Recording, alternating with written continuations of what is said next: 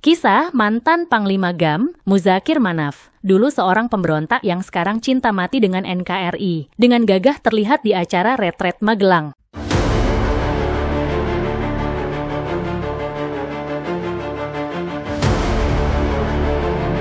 Assalamualaikum warahmatullahi wabarakatuh. Jumpa lagi dengan Tani Minimalis. Salam satu hati, salam NKRI, salam Pancasila, Merdeka, salam jaga negeri, salam jaga budaya, salam jaga sejarah, agar jangan dikaburkan orang, agar jangan dibelokkan orang, agar jangan diakui orang.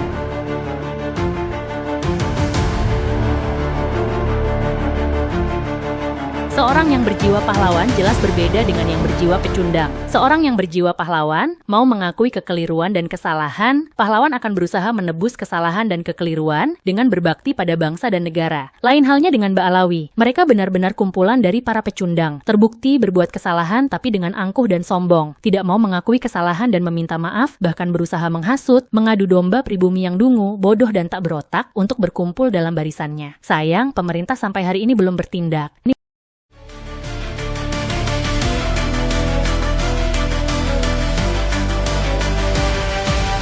Muzakir Manaf, mantan Panglima Gerakan Aceh Merdeka yang kini menjabat sebagai Gubernur Aceh, periode 2025 sampai 2030, terlihat mengikuti retret kepemimpinan di Akademi Militer Magelang pada Jumat, 21 Februari 2025.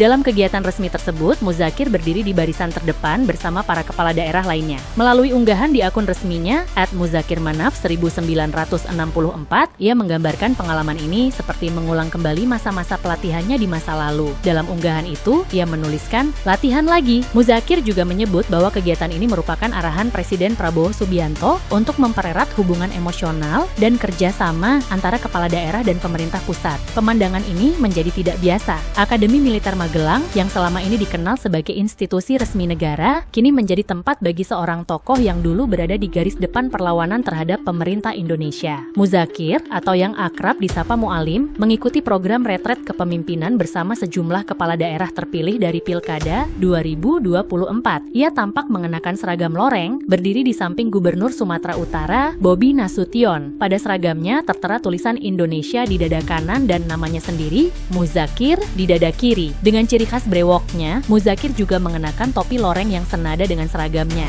Pakaian loreng ini bukanlah hal asing baginya. Sejak 1986, ia telah memimpin Gerakan Aceh Merdeka, menghadapi pasukan TNI di hutan-hutan Aceh selama bertahun-tahun. Namun, pasca perjanjian damai Helsinki 2005, Muzakir bertransformasi menjadi tokoh penting dalam transisi Aceh menuju perdamaian. Ia menjabat sebagai Ketua Komite Peralihan Aceh, memainkan peran kunci dalam stabilitas dan rekonstruksi wilayah tersebut. Kini, dari medan pertempuran ke panggung pemerintahan, Muzakir kembali berdiri di barisan terdepan, bukan untuk berperang, tetapi untuk membangun.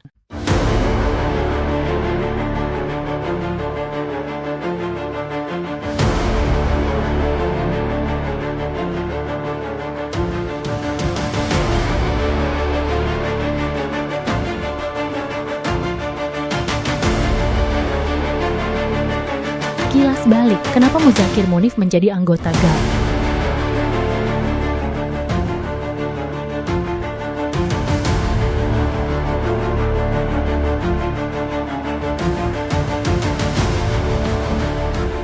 Desember 1976, Tengku Hasan Muhammad di Tiro mendeklarasikan Gerakan Aceh Merdeka di Gunung Cokan, Tiro, PDIE. Cucu dari pahlawan nasional Tengku Cik di Tiro ini kehilangan kesabaran melihat ketimpangan kesejahteraan rakyat Aceh yang berbanding terbalik dengan kekayaan alamnya. Tidak hanya itu, kekerasan militer dari pemerintah pusat yang menindas rakyat Aceh sejak era Presiden Soekarno hingga Presiden Soeharto menjadi pemicu terbentuknya Gerakan Aceh Merdeka. Sejak saat itu, Hasan Tiro menjadi buruan utama pasukan keamanan pemerintah. Ia dicap sebagai pemberontak yang merongrong stabilitas Indonesia. Selama 3 tahun, Hasan Tiro bergerilya memimpin pasukannya di belantara hutan Aceh. 10 tahun setelah deklarasi GAM, Hasan Tiro dan Tengku Malik Mahmud berangkat ke Libya untuk membangun jaringan dan membentuk pasukan paramiliter. Mereka bertemu dengan perwakilan dari pemimpin Libya, Muammar Gaddafi.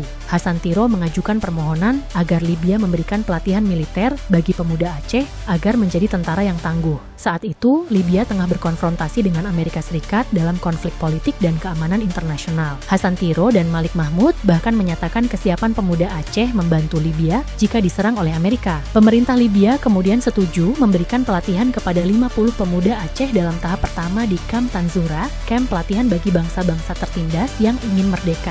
Selain pemuda Aceh, kamp ini juga menjadi tempat pelatihan para kombatan dari Patani Thailand, Moro Filipina, Organisasi Pembebasan Palestina, PLO, dan Irish Republican Army, IRA. Dalam pendidikan militer tersebut, para pemuda Aceh selalu mendapat predikat terbaik, mengalahkan peserta dari negara lain. Pelatihan ini berlangsung dari tahun 1986 hingga 1990, melibatkan sekitar 1.000 personel GAM. Di antara para pemuda Aceh yang menjalani pelatihan di Libya, terdapat seorang pemuda tampan, bertubuh tinggi besar, yang kemudian dikenal sebagai Panglima Perang GAM, namanya Muzakir Manaf. Orang-orang memanggilnya Mu'alem. Ia termasuk dalam gelombang pertama pelatihan di tahun 1986 ketika usianya baru 22 tahun. Mu'alem menjalani pendidikan militer selama 4 tahun. Selain ilmu perang, ia juga mendapatkan pelajaran antropologi, politik, sosiologi, dan ekonomi, serta dididik langsung oleh Hasan Tiro. Kepandaiannya membuatnya meraih predikat lulusan terbaik dan bahkan dipercaya menjadi salah satu pengawal pribadi Muammar Gaddafi selama 3 tahun. Setelah kembali ke Aceh, Mu'alem bergerilya memimpin perlawanan terhadap pasukan pemerintah. Ia berpindah dari satu hutan ke hutan lain, menghindari operasi militer dan kejaran TNI. Namanya menjadi legenda di kalangan anak muda Aceh, terutama di masa daerah operasi militer, DOM. Ia digambarkan sering muncul mengendarai motor trail atau mobil jeep dari hutan persembunyian. Sebagai pemimpin, Mu'alem dikenal tegas dan keras, tetapi memiliki empati tinggi terhadap pasukannya. Ia sangat dicintai oleh para kombatan. Suatu ketika, ia mendapati seorang anggotanya menghisap ganja. Tanpa ampun, ia langsung memecatnya. Meski hatinya berat, ia tetap berpegang teguh pada aturan yang ia tegakkan sendiri. Mu'alem mulai memegang kendali pasukan besar saat ditunjuk sebagai Panglima Wilayah Paseh pada tahun 1998. 4 tahun kemudian, ia diangkat menjadi Panglima GAM, menggantikan Tengku Abdullah Syafi'i yang tewas dalam operasi militer TNI. Saat itu, usianya baru 38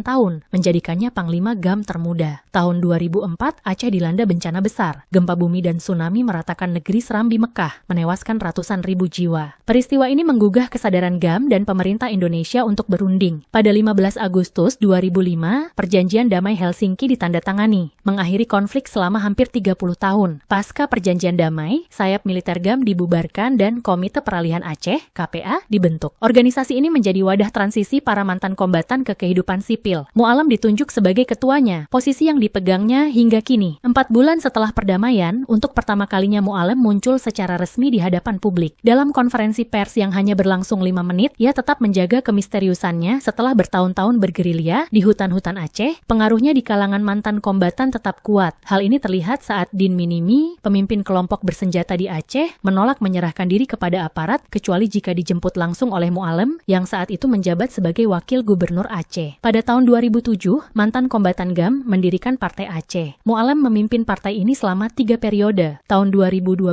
ia mencalonkan diri sebagai wakil gubernur Aceh, berpasangan dengan Dr. Zaini Abdullah sebagai gubernur. Pasangan ini memenangkan pilkada dan dilantik pada 4 Juni 2012.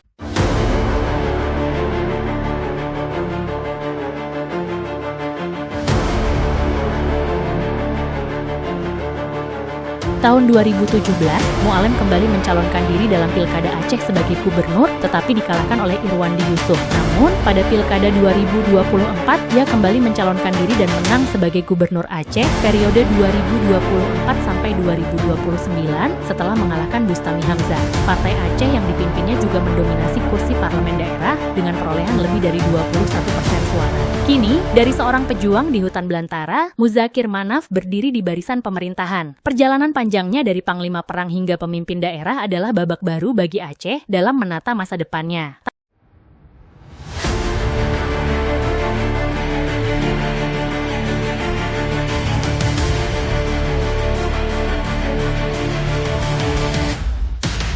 Seorang yang berjiwa pahlawan jelas berbeda dengan yang berjiwa pecundang. Seorang yang berjiwa pahlawan mau mengakui kekeliruan dan kesalahan, pahlawan akan berusaha menebus kesalahan dan kekeliruan dengan berbakti pada bangsa dan negara. Lain halnya dengan Ba'alawi, mereka benar-benar kumpulan dari para pecundang, terbukti berbuat kesalahan tapi dengan angkuh dan sombong, tidak mau mengakui kesalahan dan meminta maaf, bahkan berusaha menghasut, mengadu domba pribumi yang dungu, bodoh dan tak berotak untuk berkumpul dalam barisannya. Sayang, pemerintah sampai hari ini belum bertindak.